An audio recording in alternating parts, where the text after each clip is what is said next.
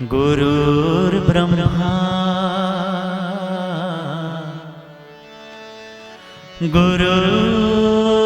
गुरुर्विष्णु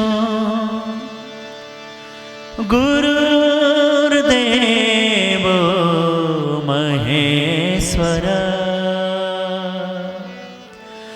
गुरु साक्षात् परब्रह्मा तस्मै श्री गुरुवे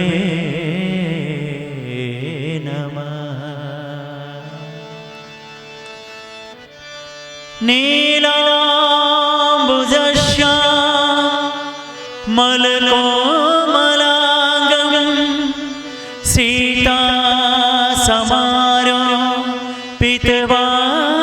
सीतासमारोपितवामभागं पाणो महासायकचारुचापं नमामि रामं रघुवंशनाथम्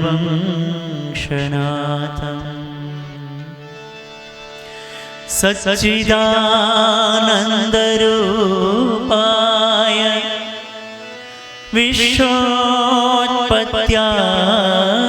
विश्वोत्पत्त्यादिहेतवे तापत्रयविनाशाय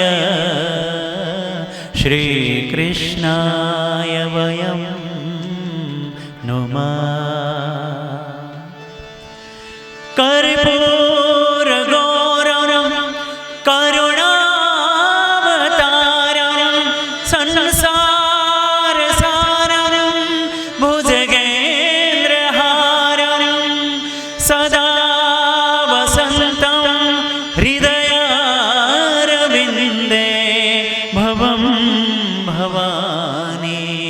सहितं नमामि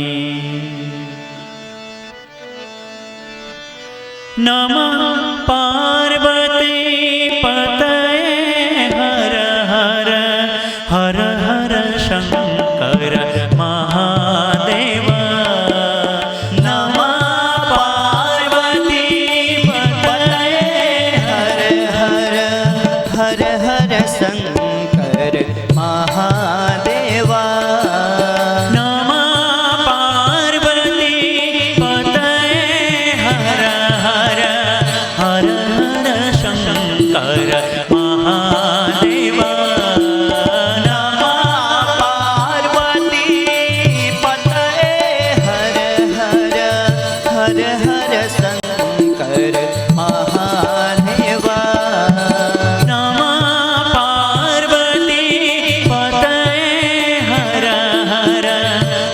हर शंकर महादेवा नमः पार्वती पतये हर हर हर हर शंकर महादेवा हर हर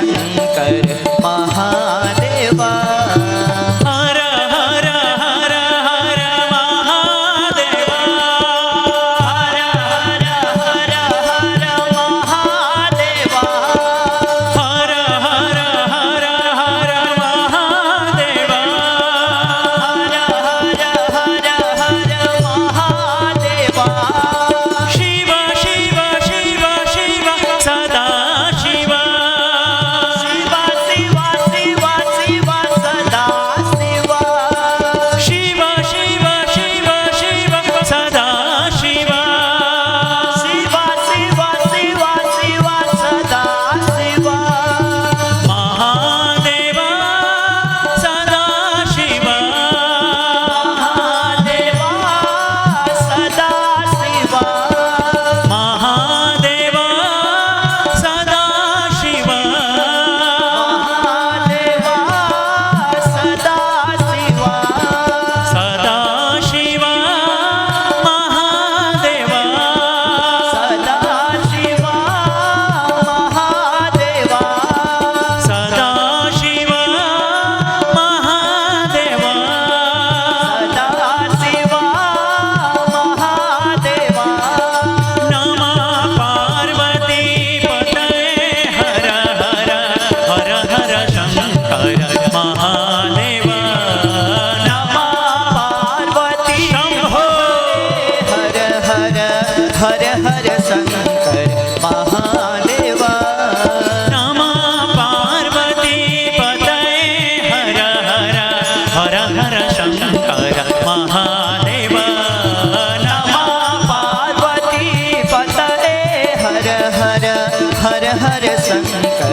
महादेवा नमः पार्वती पतये हर हर हर हर शंकर महादेवा नमः पार्वती पतये हर हर हर हर शंकर महादेवा हर हर हर हर महादेवा हर हर हर हर महादेवा हर हर हर हर महादेवा हर हर हर हर महादेवा शिव शिव शिव शिव सदा शिव शिव शिव शिव शिव सदा शिव शिव शिव शिव शिव सदा शिव शिव शिव शिव शिव सदा शिव हर हर हर हर महादेवा हर हर हर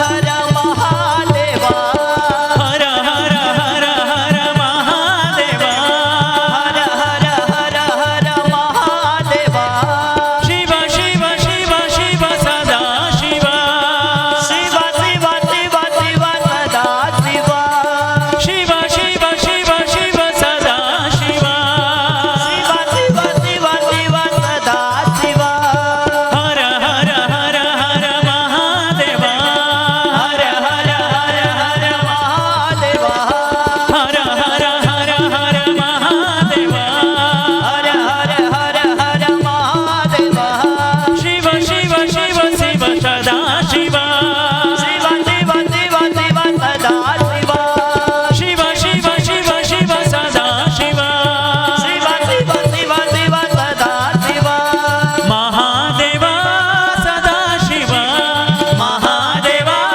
सदा शिव सदा शिव महादेवा सदा शिव महादेवा सदा शिव महादेवा सदा शिव महादेवा नमः पार्वती पतये हर हर हर हर शंकर महादेवा नमः पार्वती पतये हर हर हर हर शंकर महादेवा नमः पार्वती पतये हर हर हर हर शंकर महादेवा नमः पार्वती पतये हर हर हर हर शंकर महादेवा नमः पार्वती पतये हर हर हर हर शंकर महादेवा नमः पार्वती पतये हर हर हर हर शंकर महादेवा नमः पार्वती पतये हर हर हर हर शंकर महादेवा शंकर हर हर शंकर महादेवा।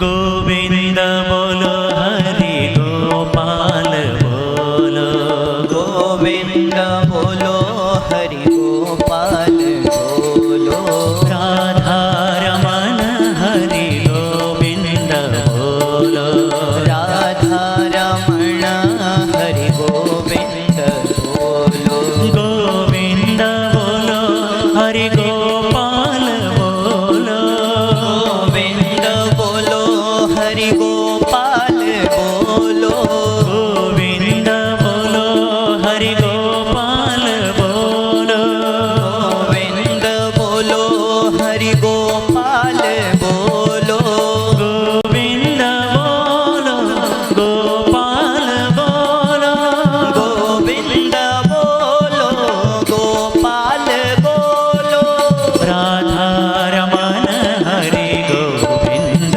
बोलो, राधा रमण हरि गोविंद बोलो, राधा रमण हरि गोविंद बोलो, राधा रमण हरि गोविंद बोलो, गोपाल बोलो गोविंद बोलो, गोविंद बोलो गोपाल बोलो। बोलिए श्री कृष्ण भगवान की।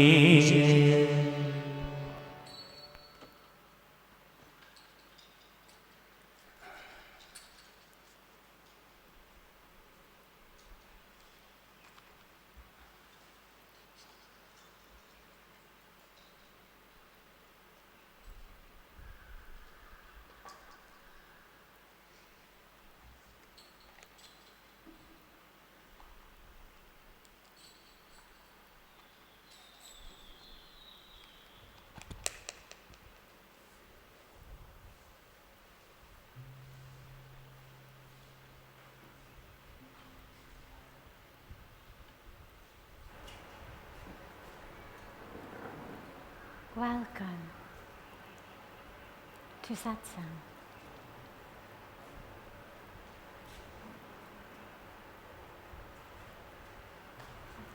Praying as the days of our lockdowns extend and extend. Praying for all of you, praying with all of you, that you may all be safe, healthy, protected, that in your homes you may find protection and safety of not just the physical body, but your minds and your hearts. That our sisters and brothers who don't have homes to be in, don't have a place to lock themselves down in.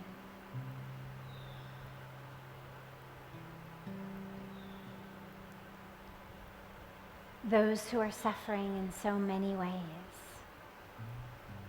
that they may be safe, that they may be healthy, that they may be protected. And also very deeply that all of those of us with really the extraordinary luxury of having a place to be locked down in, of having access to all of the food that we need, all the necessities that we need, that we may really use this time to grow within us the seeds of the new world that we need to co-create together, so that we don't end up going back into the situation that we came from, but rather that we go forward into a cohesive, collective, united oneness. Let us take a few minutes and allow our eyes to close together,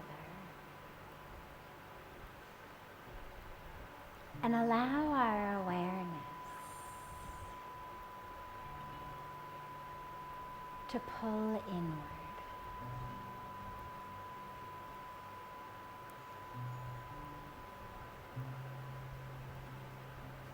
As the eyes close,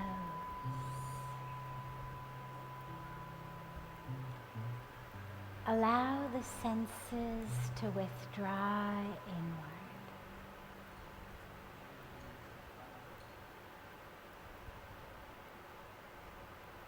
Unhook those senses.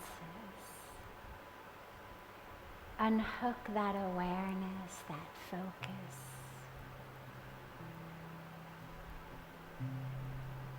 From all of that in the world outside.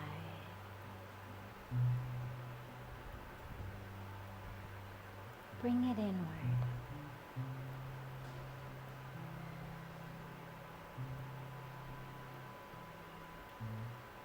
Allow yourself to really dive deeply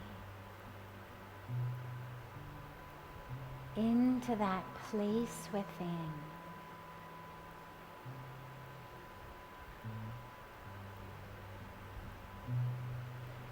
that is aware, that is awake,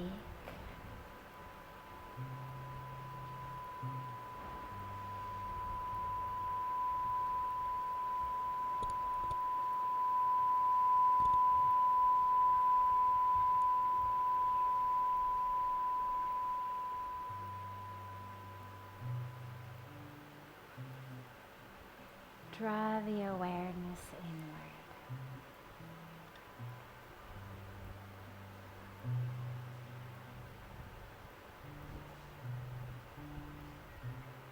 And if the mind wanders,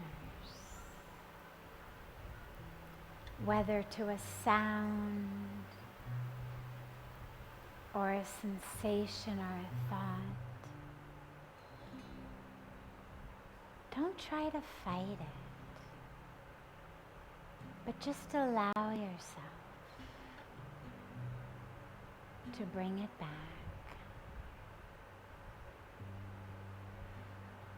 Just bring it back. Back to the breath.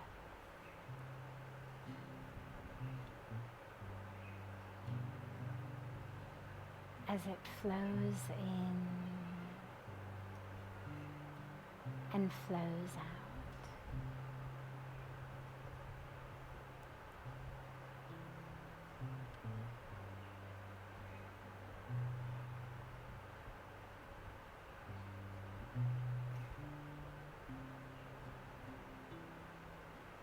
Give yourself a moment to just dive deeply and rest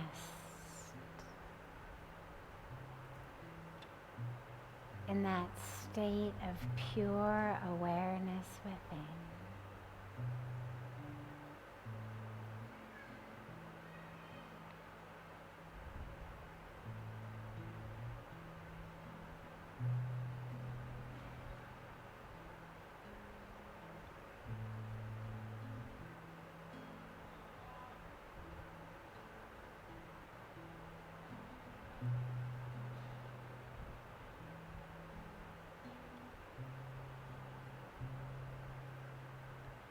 Become aware of the spaciousness within the self.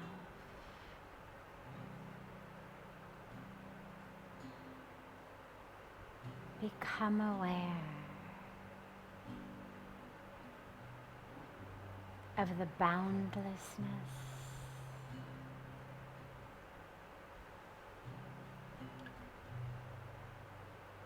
the infinity within.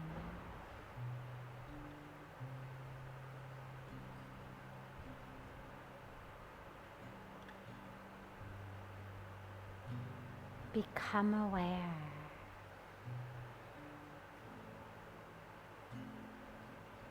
of the light that is shining within you.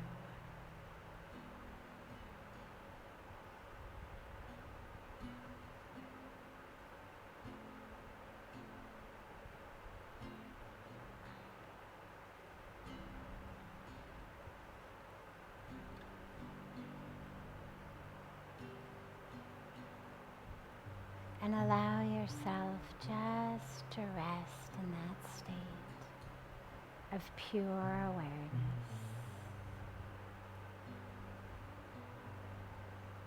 If the mind wanders, just bring it back. Don't analyze or judge. Just bring it back.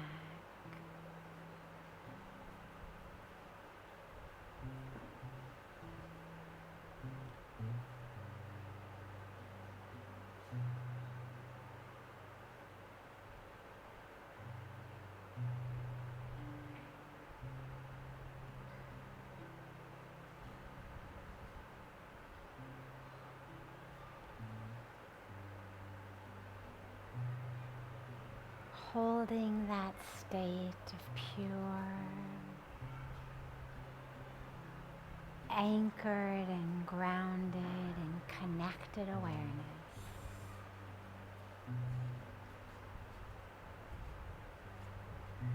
Gently allow the eyes to open.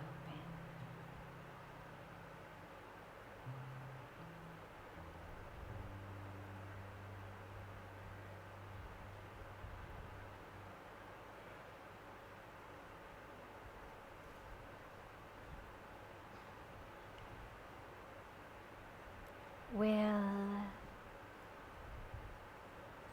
begin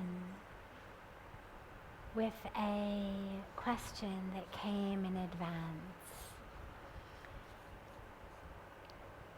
And then, of course, as always, we'll open it to any of the questions that any of you have.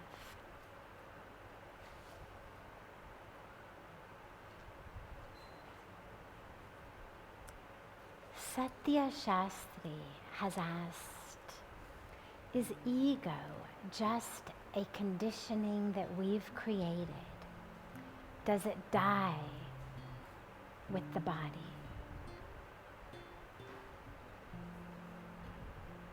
It would be wonderful, really wonderful, if we could get free of the ego just by finishing with the body. Unfortunately, that's not the case. So first of all, let's look at what causes it, what brings it, and then where it goes. So the ego actually is formed as we develop as children. And amazingly, because it's certainly a great difficulty when we're older, the formation of the ego when we're young is actually an essential, beautiful, crucial part of development. Prior to having the development of the ego, children actually aren't aware of where they end and the rest of the world begins. And this is where, for example, if you play hide and seek with a very young child, what you'll find is they sit in the middle of the room and they close their eyes and they think that because they can't see you, you can't see them. And so you find them sitting in the middle of the living room floor with their eyes closed. And they don't understand how you could see them because they couldn't see you. Similarly, they don't have something that we call object permanence, meaning, for example, as adults, we all understand that if I take this piece of paper and I hold it behind my back, you can't see it anymore, but you know it still exists. You know that the paper hasn't vanished just because you can't see it anymore. But with young children, before they develop what we call object permanence, before the creation, the formation of the ego, there's a sense that they are just one with the universe. It begins, of course, one with the breast, one with the mother. That there isn't a separate being. This is where you get kids all the time taking things that we teach them aren't theirs, and we say, you know, those cookies aren't yours. You've got to ask Josh if you can have a cookie from his plate. Because in their minds, they don't understand that. There's cookies, they love cookies. What does it matter which plate they're sitting on? Is there really a difference between their plate and someone else's plate? That only comes once we start to develop ego. So the ego is that which, as we develop it when we're young, actually is an essential aspect of our socialization, of our development in a way that enables us to know who we are, what types of things we like, what are our values, what are our ethics. That's later stages, and then as we go through school and kids start forming identities, oh, I'm like this, I'm like that, I'm one of these, or I'm one of those. We slowly start to develop this sense of who I am. And actually, a lot of that is really positive. The dilemma comes once we develop this healthy ego, is that the very same thing that taught us not to take the cookies off of Josh's plate, that taught us not to grab the truck or the doll or the crayons out of someone else's hands without asking, is actually the same thing that keeps us stuck, keeps us separated, keeps us in a cage, keeps us locked up. And that's when we have to start dismantling a lot of the ego. Now, does it come with us after we die? Yes, sadly it does. And actually that's why sadhana is so important. It's not just about, oh God, may I get enlightened in this life. Oh God, may I be awakened now. It's actually because this karmic package that we have, this karmic unfolding we are all under and experiencing, stays with us. And as we go life after life, it's not just soul, but actually what we speak of is the subtle body. Man, buddhi, ahankar, the mind, the intellect, the ego. That actually comes with us. It travels with the soul. So take care of it now, or take care of it in your next life, or take care of it 5 or 7 or 10 lifetimes down. but it stays with us. And so that's why doing the work is so important, because eventually you're going to have to do it. And whether you are committed to getting free now, to fulfilling the purpose of why you were born now, or whether you want to wait a few lifetimes, it's up to you. The universe is very patient. Very patient, no problem. But our dharma is to experience the truth of who we are now. And it's the ego that blocks us from knowing that. And so it's only in the freeing of ourselves from it that we can actually know who we are. So get to work. Don't hate it, it's not the enemy. It formed actually as a wonderful boon, a wonderful part of your development when you were young. It served its purpose. You can be free of it now. Learn to let it go. Learn to see it for the obstacle that it is. Notice it. Be aware of it. Call it by name. Don't give it the reins of your life. Don't let it be the voice in your head. Don't let it dictate where you go, drive your car, steer your life.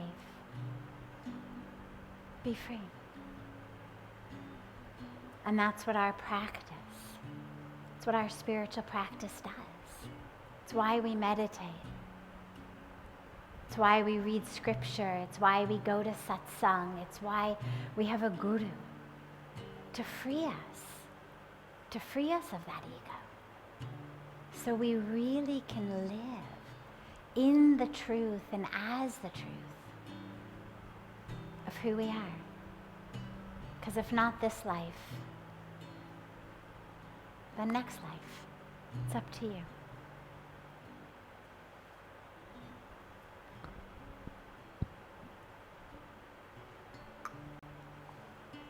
How do I let go of my idealistic expectations in the world of spirituality?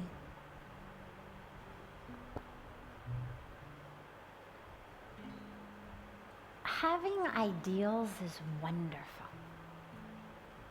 Having a vision of how things should be is wonderful. We should. By all means, we should move through the world full of a vision of the ideal. But we also should be aware of the real in this moment. And the place where they both meet, the place where we're able to hold both of them in our consciousness, in our awareness, in our decisions as we interact through the world, that's the place where we are both in peace and also able to be effective in our lives. Because if I let go of the ideal, then I have no vision of where we should be going.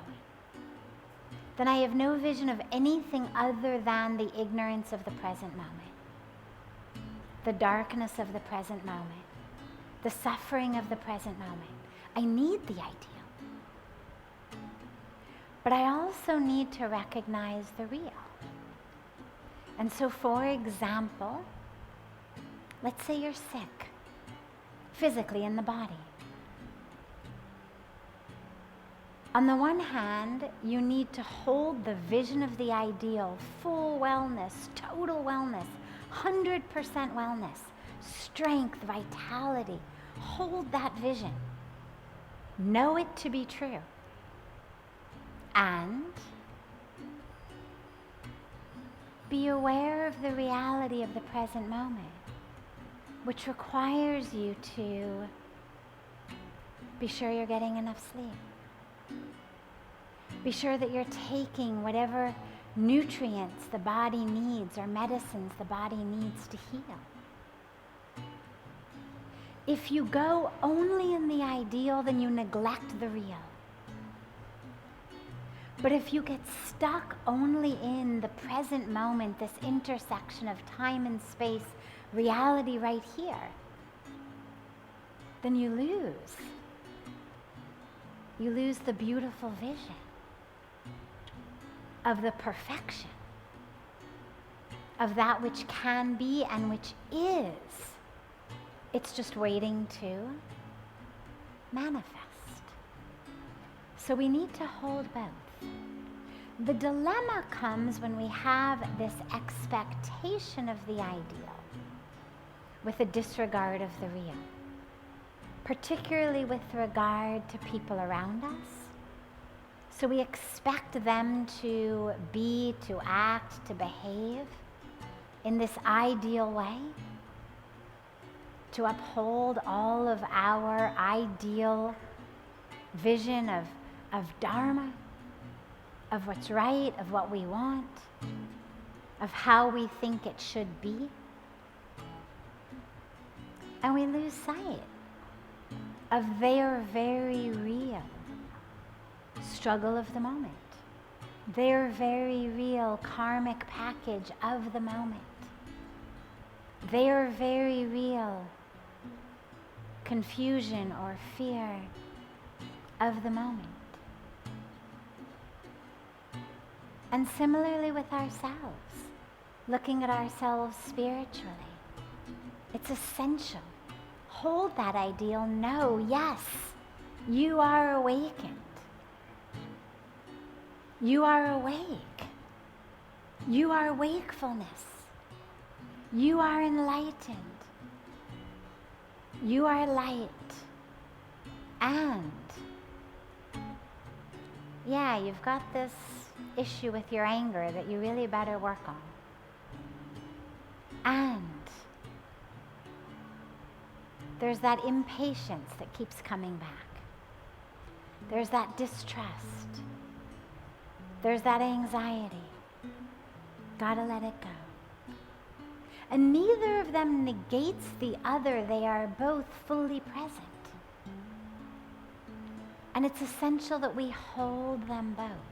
So hold the ideal with the awareness that it is,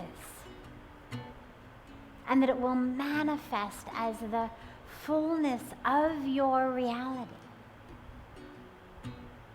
as soon as that time is right. And that in the present moment, in this intersection of time and space, in the present moment of your karmic package, yeah, maybe there's a little bit of work with anger to do, or a little bit of work with greed or lust or jealousy or something from the past you need to work on, whatever it may be. Hold the idea. Know it to be true. But don't allow yourself to be so stuck in the expectation that it will also be the real every minute and every moment of your day, that you suffer. Let there be space for the present reality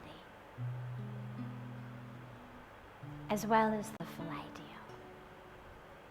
And slowly, slowly, slowly, the two will actually become one. And your present reality will be the manifestation of, the experience of, the unfolding of the ideal. And until that happens, allow there to be space for the real as well.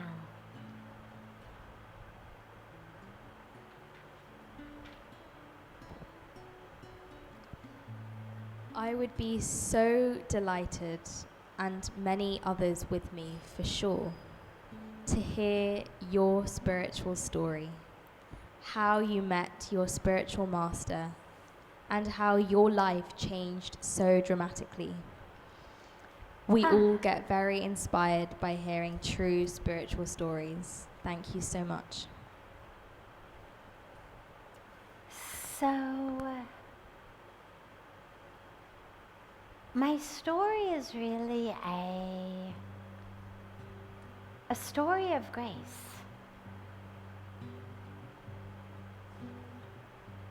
I would love to take credit for it. I would love to say that I had done something, that I had prayed to God to show me the light, to take me out of the darkness, to give me a guru. But it isn't true. I didn't even know that this world existed. I didn't even know the truth of who I am. I didn't know what real joy, real peace, real happiness, real life could be. I was 25. I was in the midst of getting my PhD in child neuropsychology. I came to India to travel. I love to travel. I didn't know anything about India other than that I loved the food, and I was a strict vegetarian, and at Indian restaurants I could always eat really happily and safely without having to grill waiters in languages I didn't speak. But I had traveled mostly in Europe. Didn't know anything about India. Didn't even have a calling to come here. Can't even take credit for any of that. But the person I was traveling with very much wanted to come to India, and so I agreed. Only because I knew that I could eat very well. I knew that as a strict Baka vegetarian, Indians knew what vegetarian meant. I wasn't going to have to worry about, chicken broth in my soup or fish sauce on vegetables or something, or eggs in salad. And when we got to India, to Delhi, I opened a very, very thick, 500-ish page Lonely Planet guidebook. There was no Google at that time. And I opened it and said, Rishikesh. It was close to Delhi. Mountains, river, yoga. Sounded beautiful.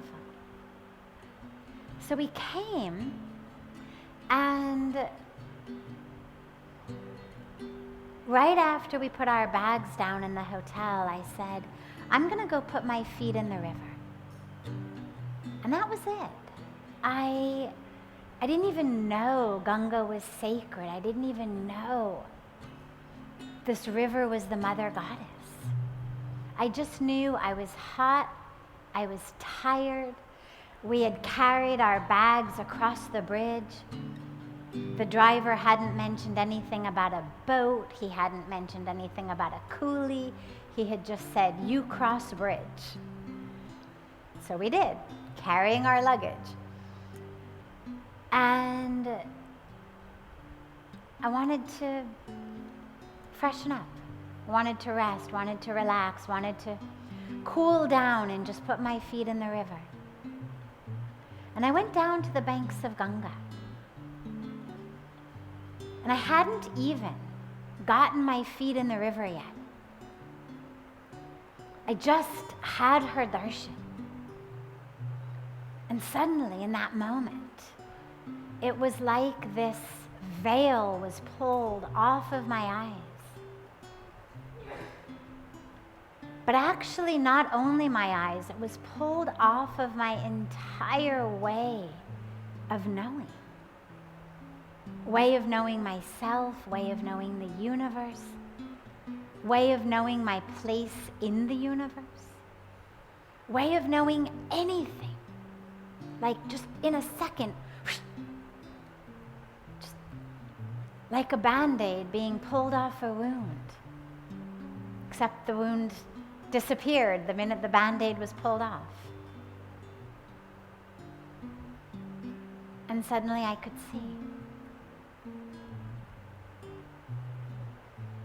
And it was exquisite and extraordinary. And I burst into tears. And I knew that I had come home. And I knew that this is where I was meant to be. And it's a long story, a beautiful story. But about a week later, I finally met Puja Swamiji, my guru.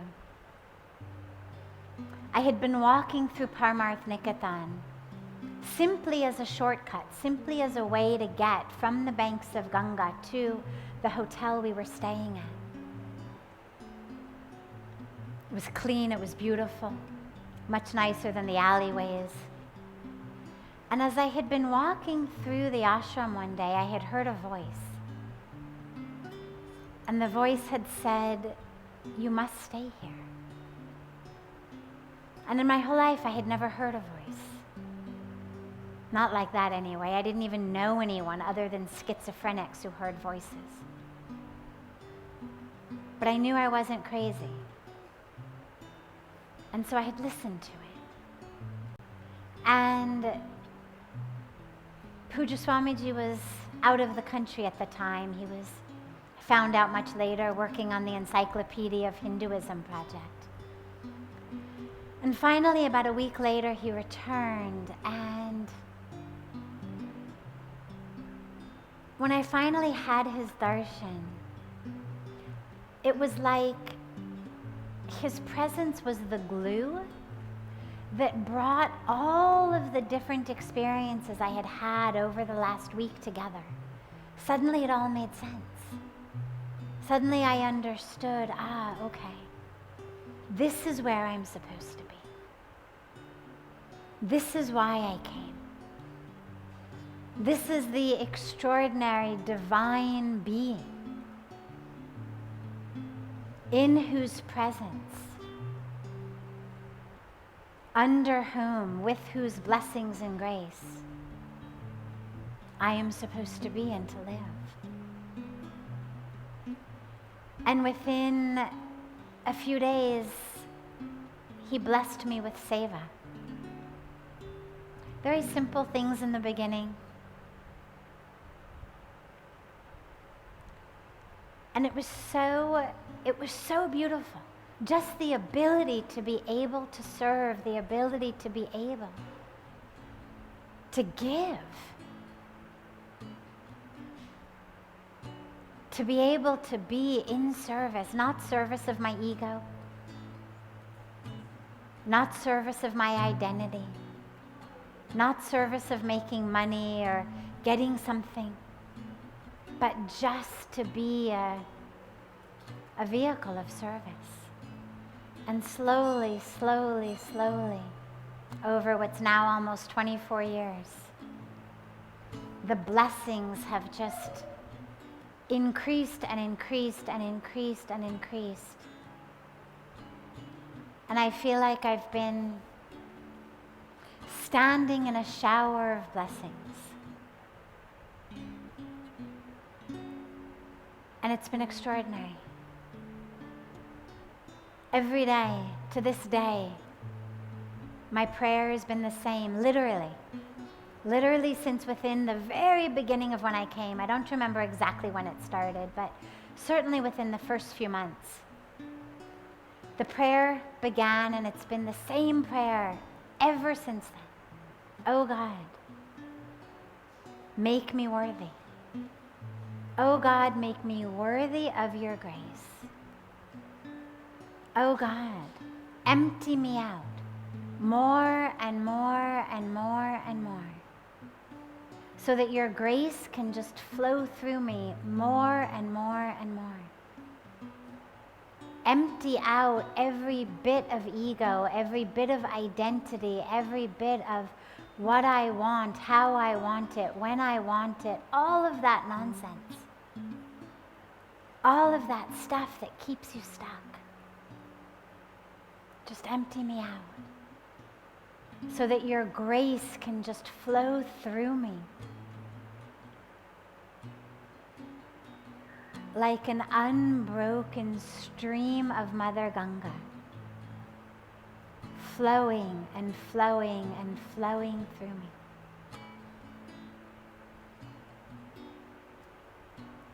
And it's been an amazing, amazing blessing on every level to have the opportunity to just keep expanding and expanding and expanding and going deeper and deeper and freer and freer. And lastly, know that this isn't just for me, this is for all. There is nothing special about how I walked into this life. If it could happen to me, it is there for everyone, available for everyone, present for everyone. Grace doesn't discriminate. It's there for you.